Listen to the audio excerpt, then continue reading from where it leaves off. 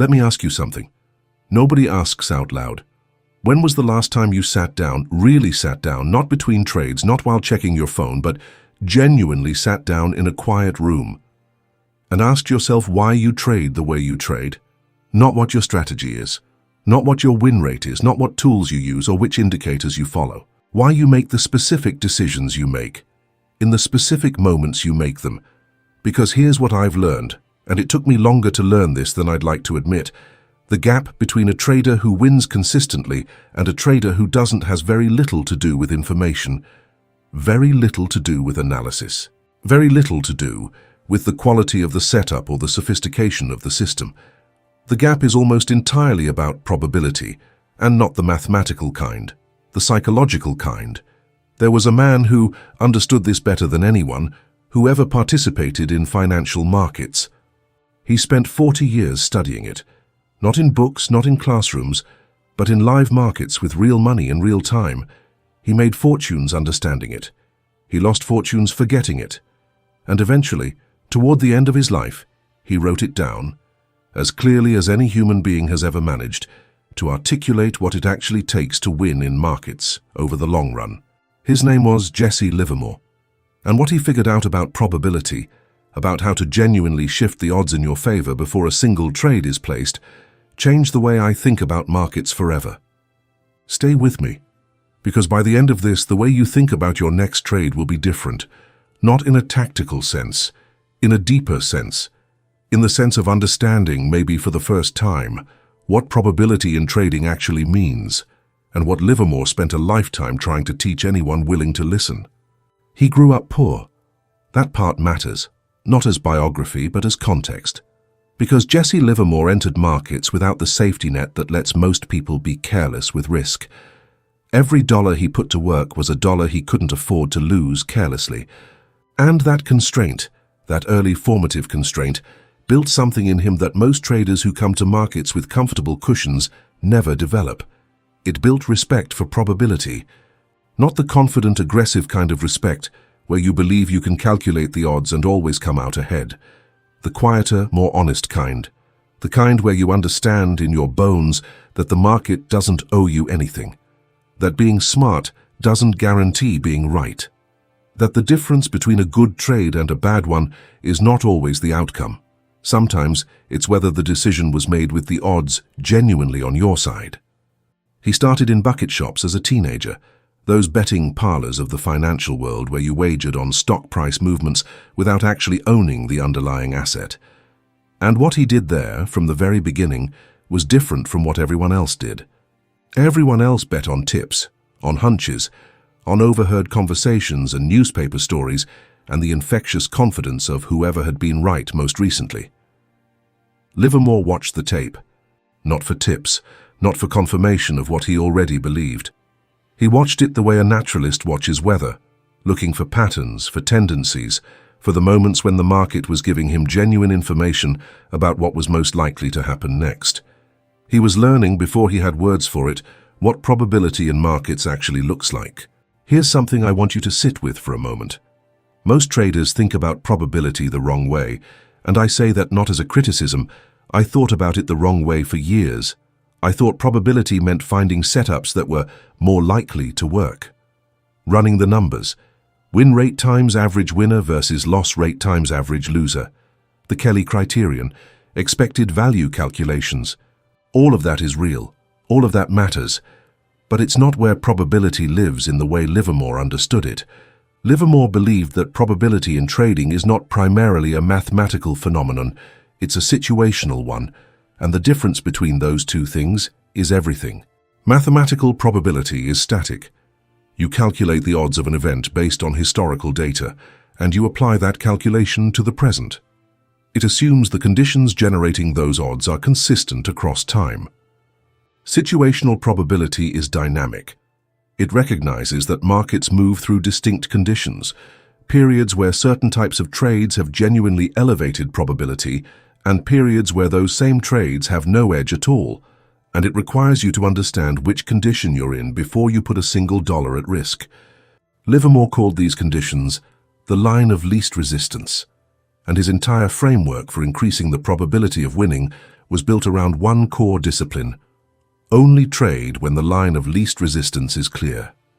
And when it isn't, don't trade. This sounds simple. It is not simple. Because the market is never not doing something. There is always movement. There is always a chart that looks interesting, a stock that's breaking out, a news event that seems to create opportunity. The market generates pseudo-opportunities with the same relentless consistency that it generates real ones. The skill, the genuine, hard-won, expensive-to-develop skill, is in telling the difference. Let me tell you about a specific moment in Livermore's career that illustrates this better than any theoretical explanation could. It was 1906.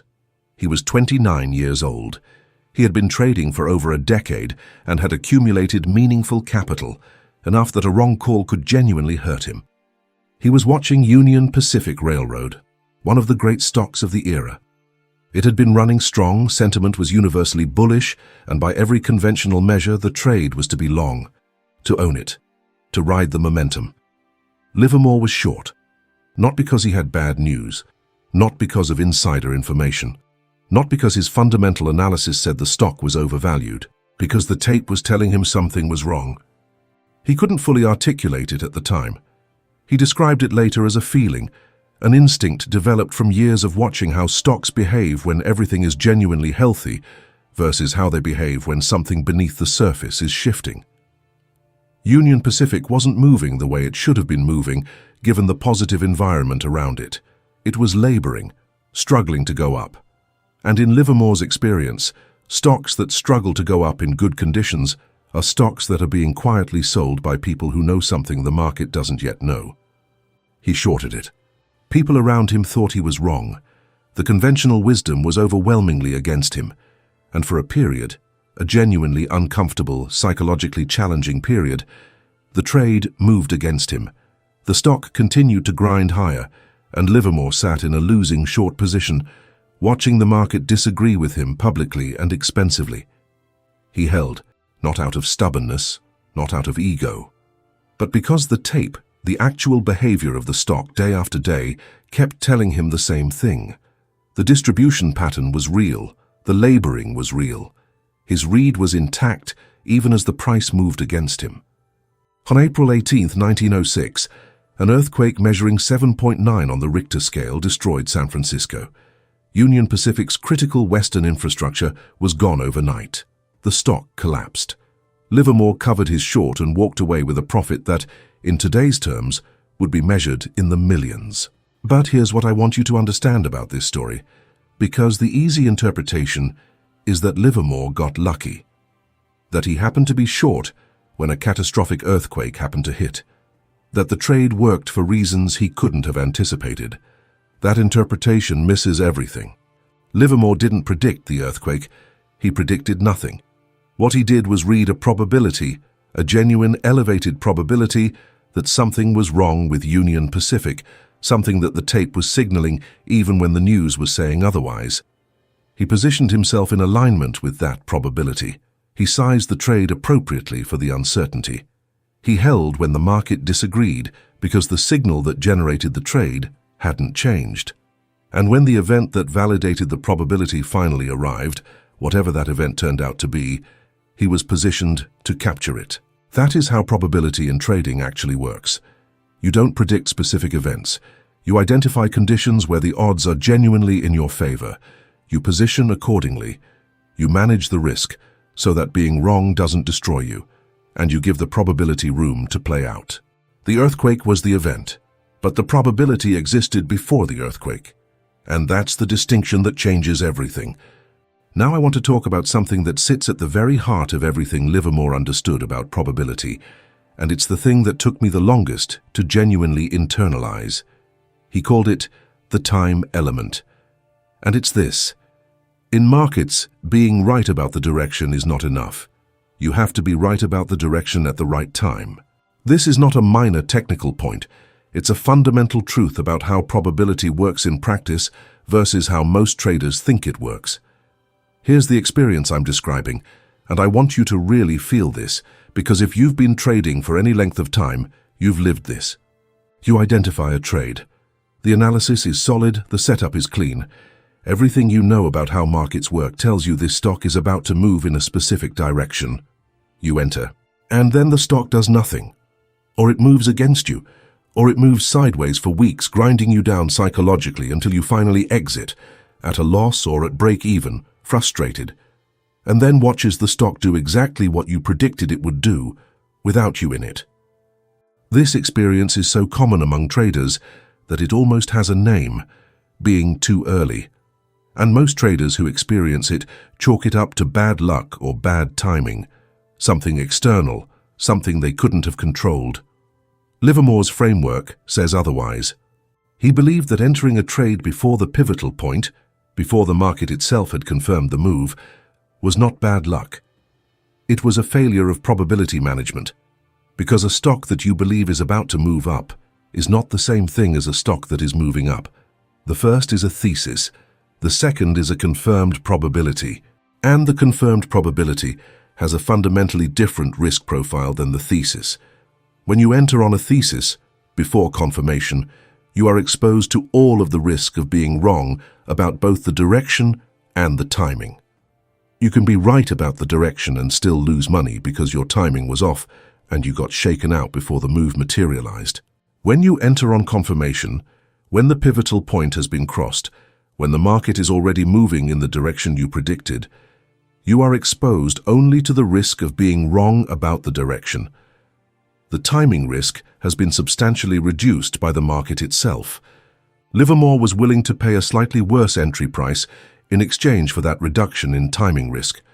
He was willing to buy a stock after it had already moved up from its base, rather than at the bottom of the base, because the confirmation gave him a probability that the base entry didn't have. This is counterintuitive. It feels like you're buying high, it feels like you're leaving money on the table. Every instinct says to buy lower, to get in before the move, to anticipate rather than confirm. Livermore spent decades arguing, through his trading results, through his writing, through every conversation he had about markets, that this instinct is wrong, that the slightly worse entry price is worth exactly what you pay for it, a genuinely elevated probability that the move is real. There's a principle in how to trade in stocks that Livermore articulates so quietly you can almost miss it. But once you see it everywhere. He writes about the importance of the market itself being your partner in a trade, not your analysis, not your conviction, the market. What he means is this: when you enter a trade and the market immediately confirms your thesis, when the stock moves in your direction right away, with conviction, without hesitation, that is the market telling you that you are aligned with the line of least resistance, that the trade has the energy of the market behind it. When you enter a trade and the stock immediately goes sideways or moves against you, that is the market telling you something different. Not necessarily that you're wrong about the ultimate direction, but that you are not yet aligned with what the market is doing right now, that the timing is off, that the probability is lower than you assessed. Livermore believed you should listen to that message immediately, not wait, not give it time.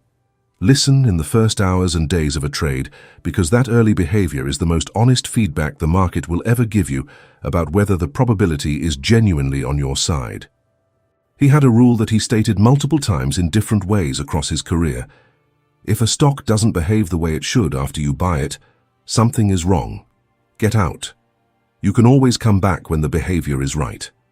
The ability to exit quickly, without ego, without the need to be proven right, without waiting for the trade to come back, is one of the most direct ways Livermore knew to manage probability.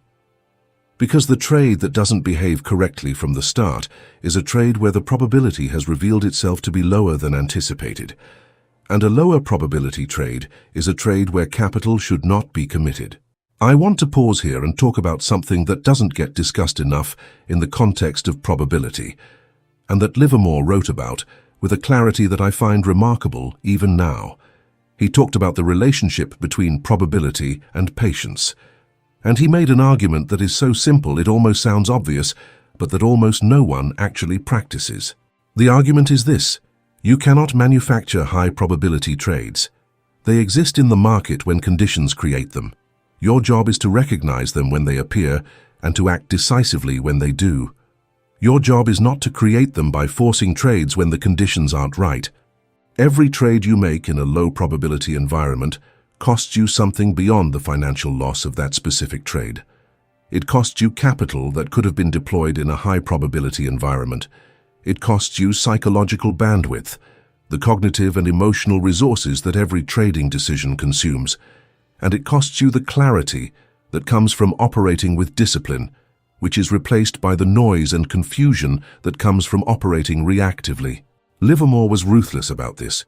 He described periods and extended periods where he did nothing, where he sat on cash, watched markets, and waited for the conditions that genuinely elevated probability to appear. He described this waiting not as passive, but as the hardest and most important work he did. Because the impulse to trade, to do something with the capital, to find an opportunity in every market condition, to be active rather than patient, is not a neutral impulse. It is an active force working against your probability of success. Every trade made from impatience rather than genuine opportunity is a trade where the odds are not in your favor, and odds that are not in your favor, repeated often enough, produce a predictable result. He wrote about watching other traders, intelligent traders, experienced traders, grind themselves down through constant activity, through always having a position, always being in something, always finding a reason to trade. He watched them take profits that were real and compound them with losses that were avoidable, until the net result of all their activity was worse than if they had simply been more selective. He called this overtrading, and he identified it as one of the primary ways that traders who had genuine ability still managed to produce poor results. The fix was not a better system. The fix was not more information or better analysis.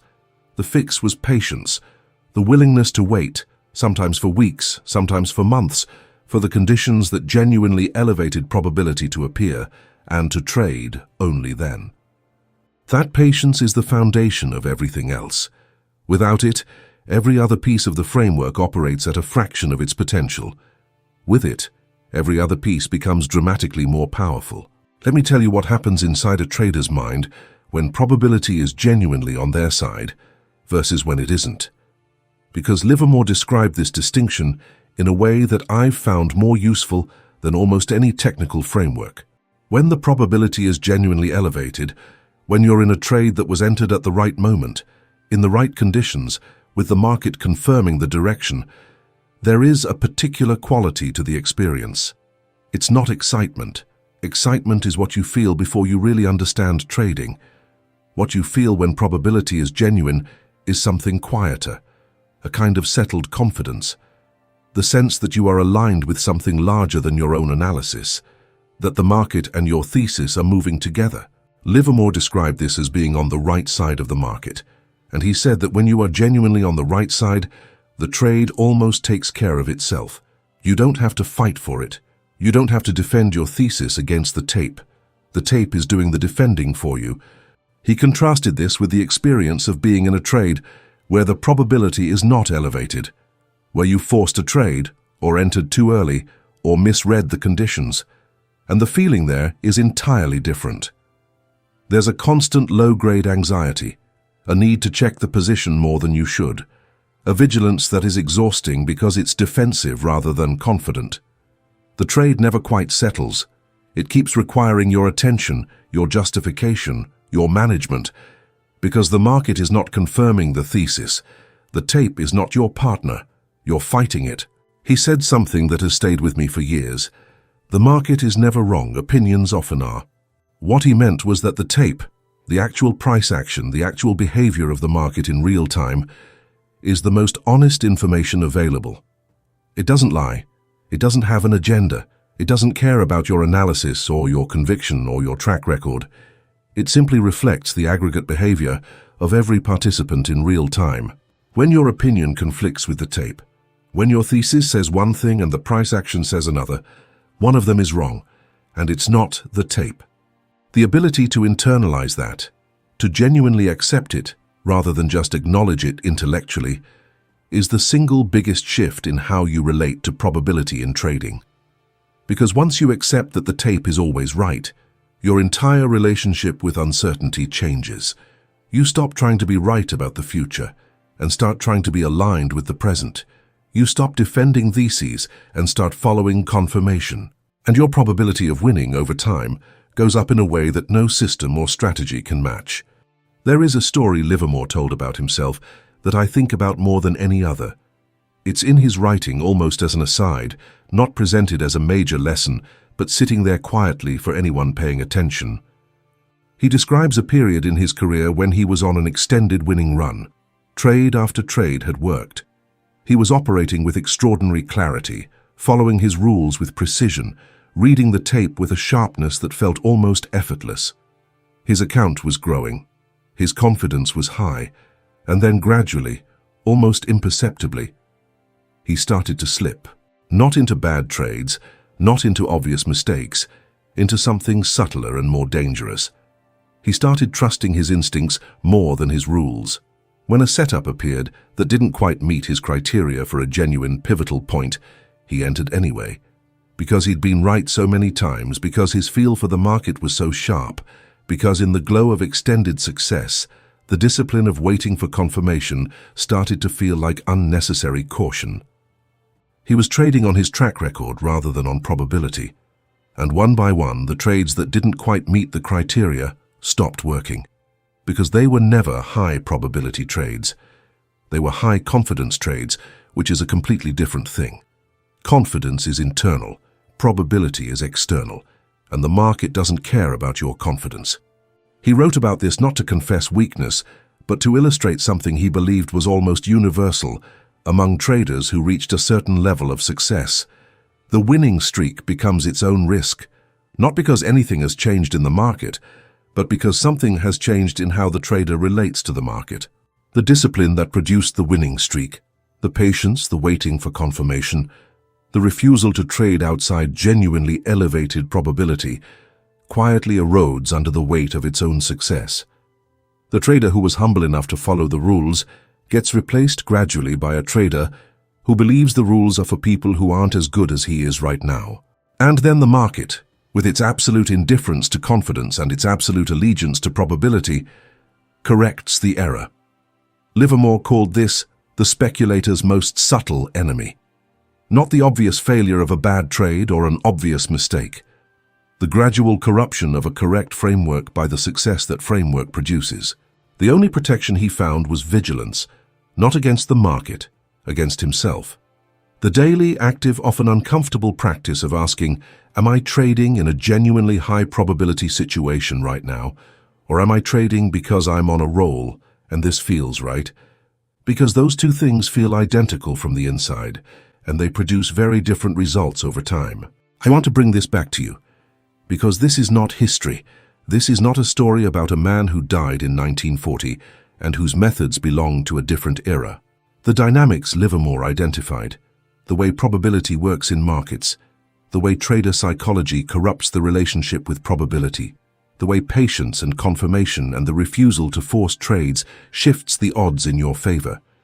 These dynamics are operating right now, in every market, in every account, in every decision you're making or about to make. Think about the last 10 trades you placed, not the outcomes.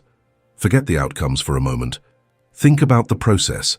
Think about the moment you decided to enter each one. Were you waiting for confirmation?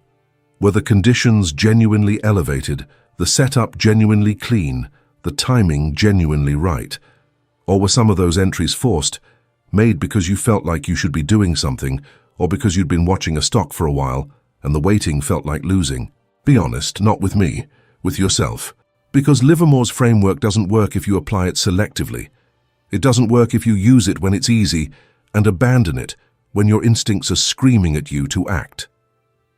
The value of the framework, the genuine compounding value, comes from consistency, from applying the same standard to every trade, from refusing to make exceptions for your own confidence or your own impatience or your own need to feel like you're doing something. He had a phrase he used to describe the mindset required: professional patience. Not the patience of waiting and hoping, not the passive patience of someone who can't make a decision.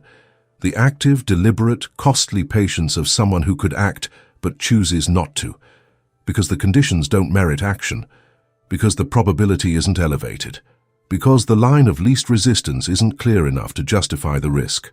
That kind of patience is not natural. It has to be built through discipline, through the slow, expensive accumulation of enough losses from forced trades that the cost of impatience becomes viscerally real, through enough time watching what happens to your account when you trade with the probability genuinely on your side versus when you trade against it. It is the hardest skill in trading. Not the analysis, not the system. The patience to wait for the genuine probability and to act decisively when it arrives. Livermore made the greatest trade in American financial history in 1929, $100 million, shorting the crash that became the Great Depression. That trade didn't happen because he predicted the crash. It happened because he read the probability correctly, because the tape, months before the collapse, was showing him the signs of distribution that he had learned to recognize over 40 years in markets. He positioned himself in alignment with that probability. He managed the risk so that the inevitable periods when the market moved against his thesis didn't destroy the position. And he held, through social pressure, through periods of being wrong, through the grinding uncertainty of a thesis that was correct but hadn't yet been confirmed by events, until the probability he had identified played out. That is the system. That is the whole system. Not a formula, not an algorithm, not a set of mechanical rules that can be followed without judgment. A relationship with probability. A deep, hard-won, constantly maintained relationship with the honest question, are the odds genuinely in my favor right now? When the answer is yes, act decisively, with appropriate size, with the confidence that comes not from certainty about the outcome, but from the knowledge that the process is sound. When the answer is no, wait. Regardless of how compelling the opportunity looks, regardless of how confident you feel, regardless of how long you've been sitting on the sidelines, wait. Because the market will always give you another opportunity. It never runs out of them. What it is selective about, what it reserves for only a small number of participants, is the rewards for genuine discipline, for the patience to wait for real probability, for the humility to follow the tape rather than argue with it, for the courage to act decisively when the conditions are genuinely right, and to do nothing when they aren't. Jesse Livermore figured this out in 1906 in a bucket shop in Boston. He wrote it down in 1940 in a book most people own and haven't finished. The principles haven't changed. The market hasn't changed. The psychology hasn't changed. The only question is whether you're willing to apply what he knew, consistently, even when it's uncomfortable, even when patience feels like losing, even when your instincts are telling you to act and the probability is telling you to wait. That gap between knowing and applying is where trading careers are built and destroyed. Livermore knew it from the inside. He paid for that knowledge in ways most of us will never experience, and he left it behind for anyone willing to sit still long enough to receive it. If this conversation resonated with you, if something in Livermore's thinking landed in a way that feels true to your own experience in markets, then you're in the right place. LC Books and Life exists for exactly this kind of depth, not tips, not predictions, not the highlight reel version of trading that makes it look easy and inevitable. The real version, the psychology, the philosophy, the hard-won principles of the people who actually figured out how markets work and what it costs to operate in them at the highest level. George Soros, Paul Tudor Jones, Stanley Druckenmiller, Ed Seykota, Warren Buffett, each one a different lens on the same fundamental questions about risk, probability, and the kind of mindset that creates lasting results in markets. That's what we do here, every episode, every time. Subscribe if that's what you're looking for. And the link to Livermore's books, How to Trade in Stocks and Reminiscences of a Stock Operator, is in the description. Read them, not once. Keep them close. The man earned what he knew.